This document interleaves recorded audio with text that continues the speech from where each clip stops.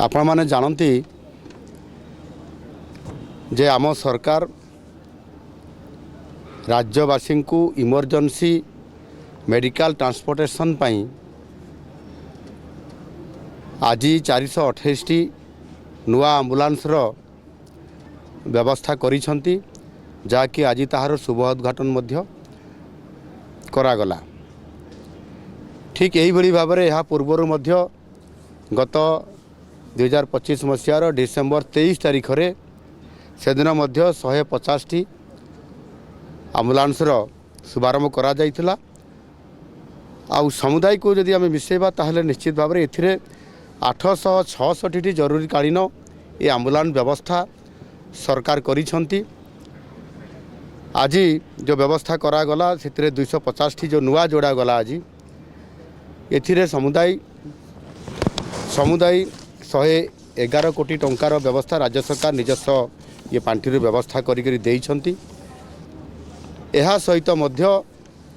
जो माने आमर गर्भवती महिला अछंती एवं किछि असुस्थ शिशु सबुबले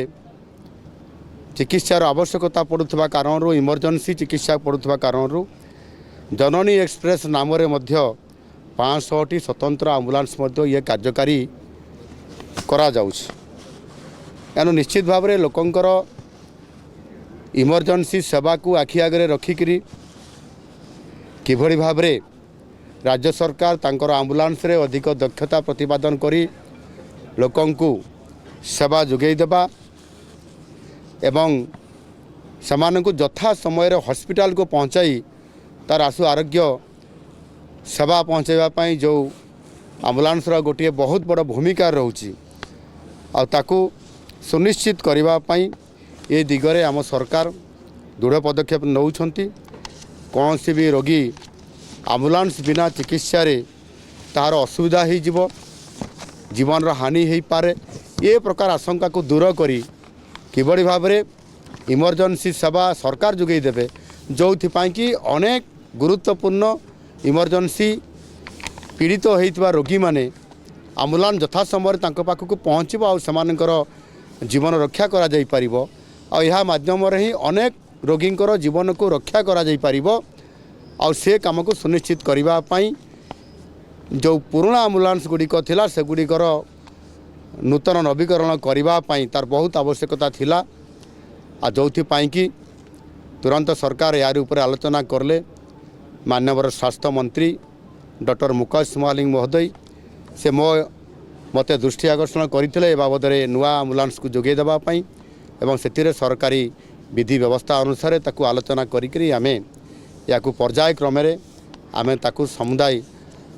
लोकंक पाखक प्रति ब्लॉक अंचल को जीवाई एवं जिला हेडक्वार्टर रहिबा पई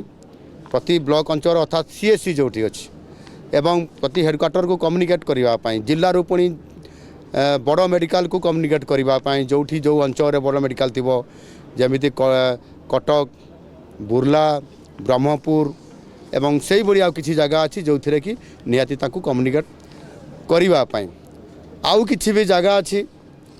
जो थे कि इमरजेंसी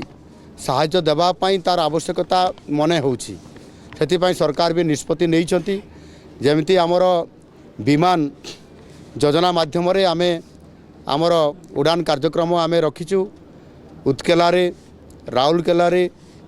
एवं आपंकर जयपुर रे एवं आउ किसी जगार आमर आगामी दिन में सेवा देवाई आमे जाऊँ आ से दृष्टिकोण से एयर स्ट्रिप मानकर किभली भाव में आम्बुलांस सेठी नियोजित होकर थिबो कौन सी इमरजेंसी यदि परिस्थिति आसे ताहले सेवा से जोगई देव। एणु प्रत्येक इमरजेंसी सेवा जोगई देवा आम सरकार को जो प्राथमिकता अच्छी लक्ष्य अच्छी ताको पूरण करने आम प्रतिश्रुतिबद्ध